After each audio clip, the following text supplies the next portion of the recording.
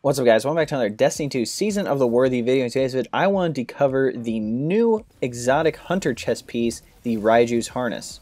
Now, how to obtain this exotic, it is a random drop from the game world, whether you kill an enemy, get it from the season pass, or get it from Xur with his engram that he brings around every week. That gives you a random exotic, and if you don't have an exotic, it typically gives you an exotic you don't have. Going over its perk, Mobius Conduit. While your Whirlwind Guard super is active, guarding consumes less super energy, and you can press basically the super buttons to deactivate Whirlwind Guard early and save super energy.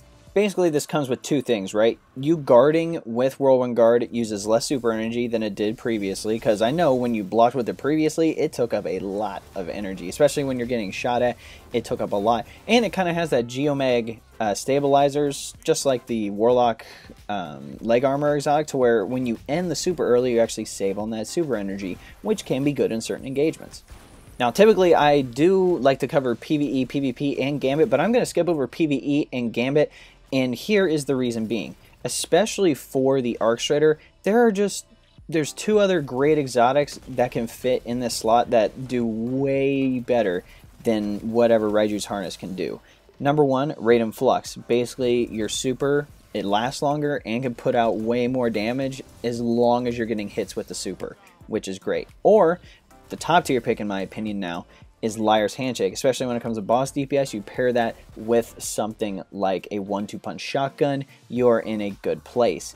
Like this, I really don't think, even in third place, you switch to Night Stalker. Orpheus Rig is still like very, very good for any encounter that you're doing, even though it only gives back 50% of the super. I just don't think this would be super beneficial in a lot of encounters, in my opinion.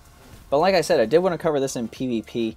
To be honest, it did feel okay. Like, I remember using Geomag. I kind of had the same mindset when I used Geomag stabilizers during Forsaken for the Warlock, where it was like, hey, I'll get a few kills in the super. Guess what? I save on super energy. Kind of the same thing here.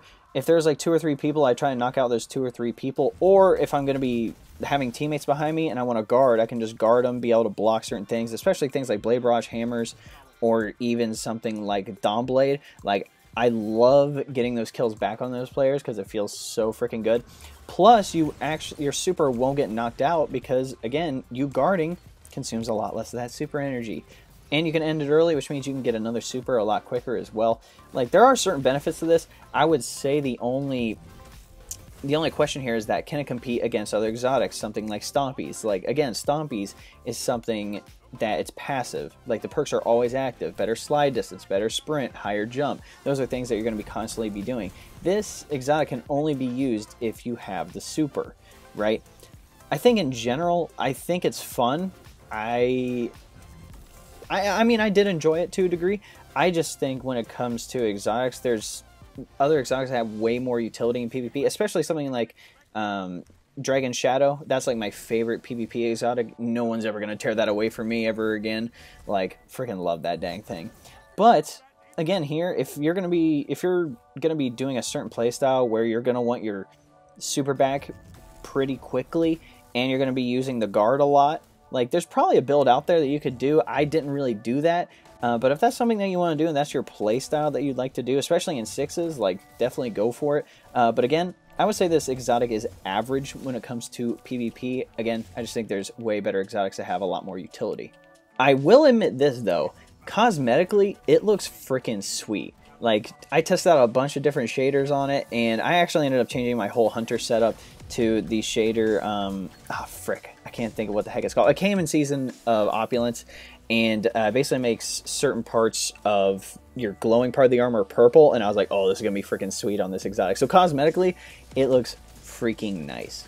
Alright guys, looks like we're at the end of the video. Just wanted to cover 3 things with you. Number 1, about support. If you're looking for the #1 best way to support me, there's a link below that'll take you to a 4-minute video that I made a while ago. If you want to go watch that, that'd be awesome. If not, it's definitely not going to hurt my feelings. You can also subscribe to the channel, like this video, share this video, follow me on social media with the links below, and all that great jazz. Number 2, regarding social media, I have a Facebook page, Twitter, Instagram, Discord, and a few others. If you would like to keep up to date on Destiny 2 related content, be sure to use those links below to find me on those platforms. And number 3, going over the clan, if you're looking to join my clan, we have some spots open on all platforms. We're looking for active players and community members in the Destiny community.